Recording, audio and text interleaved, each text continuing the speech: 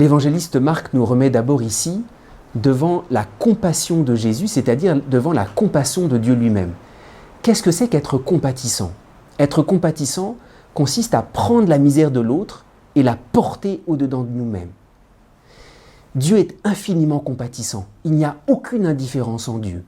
Nous-mêmes, quand la souffrance nous fait peur, ou quand elle est trop, ou quand elle nous fatigue, on prend un peu de distance. Dieu ne prend jamais de distance. Il nous est dit ici que Jésus était saisi de compassion. Il nous révèle la compassion infinie du cœur de Dieu. Il n'y a aucune misère où Dieu dirait « c'est trop ». Même celui qui rejette Dieu, Dieu prend sa misère et la porte en lui-même.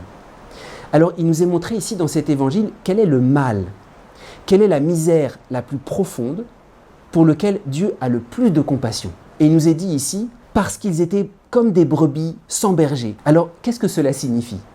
La brebis sans berger, c'est celle qui ne sait plus où aller. C'est le cœur désorienté de l'homme. Et c'est ce pourquoi Dieu a le plus de compassion. Plus que pour nos souffrances, pour nos misères, pour nos blessures. Quand on ne sait plus où aller, c'est là où le cœur de Dieu s'ouvre le plus pour nous.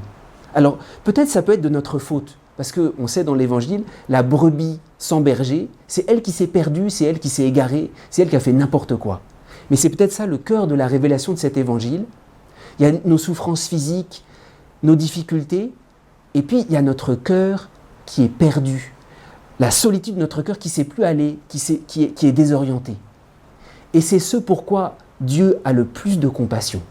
Alors, c'est comme si cet évangile nous disait « N'aie crainte, peut-être que c'est de ta faute, peut-être que tu n'arrives plus à aimer, mais c'est ce pourquoi Dieu a le plus de compassion et ce pourquoi il te cherche aujourd'hui. » Alors c'est vrai, donne-lui tes maladies, donne-lui tes faiblesses, parce qu'il a beaucoup de compassion pour toi, mais il a encore plus de compassion pour la solitude de ton cœur, qui ne sait plus où aller, qui ne sait plus se reposer.